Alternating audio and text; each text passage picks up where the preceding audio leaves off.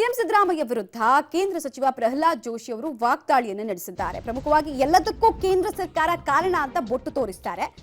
ಮಳೆಯಾಗದೇ ಇರೋದಕ್ಕೆ ಮೋದಿ ಕಾರಣ ಅಂತ ಅಂದ್ರೂ ಅನ್ಬಹುದು, ಮೋದಿ ಅವರೇ ಮಳೆಯನ್ನು ತಡೆದಿದ್ದಾರೆ ಅಂತ ಅಂದ್ರೂ ಅನ್ನಬಹುದು. ಅವರ ಮಗ ಯತೀಂದ್ರ ಸರ್ಟಿಫಿಕೇಟ್ ಬೇರೆ ಕೊಡ್ತಾ ಇದ್ದಾರೆ, ಇದು ಅವರ ಸಂಸ್ಕೃತಿಯನ್ನ ತೋರಿಸುತ್ತೆ ಅಂತ ಕಿಡಿಕಾರಿದ್ದಾರೆ.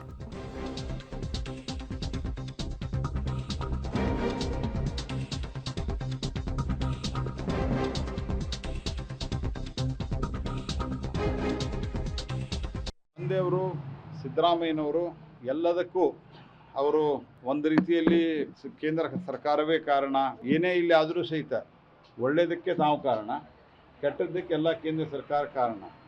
ಮಳೆಯಾಗಿಲ್ಲ ಅನ್ನೋದಕ್ಕೂ ಕೇಂದ್ರ ಸರ್ಕಾರ ಕಾರಣ ಅಂತ ಇನ್ನು ಹೇಳಿಲ್ಲ. ಒಂದು ವೇಟ್ ಮಾಡ್ತಾ ಇದ್ದೀನಿ, ಅದೊಂದು ಹೇಳ್ಬೋದು ಎನಿ ಮೂಮೆಂಟ್.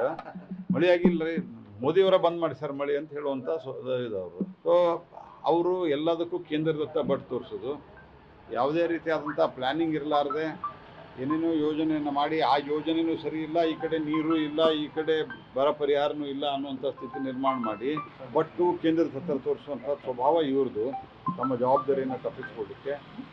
ಇನ್ನೊಂದು ಕಡೆ ಇವ್ರ ಮಗ ಸರ್ಟಿಫಿಕೇಟ್ ಕೊಡುವಂಥ ಸ್ಥಿತಿಗೆ ಸರ್ಟಿಫಿಕೇಟ್ ಕೊಡೋ ಸ್ಟೇಜಿಗೆ ಬಂದಾರೆ ಇವರು. ಅವ್ರ ಸರ್ಟಿಫಿಕೇಟ್ ಯಾರೇನು ಅಂತ ಸರ್ಟಿಫಿಕೇಟ್ ಕೊಡುವಂಥ ಮಟ್ಟಿಗೆ ಶ್ರೀ ಯತೀಂದ್ರ ಅವರು ಬಂದಿದ್ದಾರೆ. ಇದೊಂದು ಸಭ್ಯ ಭಾಷೆ. ಯಾಕಂದ್ರೆ ಸನ್ಮಾನ್ಯ ಅಮಿತ್ ಶಾ ಅವ್ರನ್ನ ಇವ್ರ ಸರ್ಕಾರ ಫೇಕ್ ಕೇಸ್ನಲ್ಲಿ ಸಿಲುಕಿಸಿತ್ತು.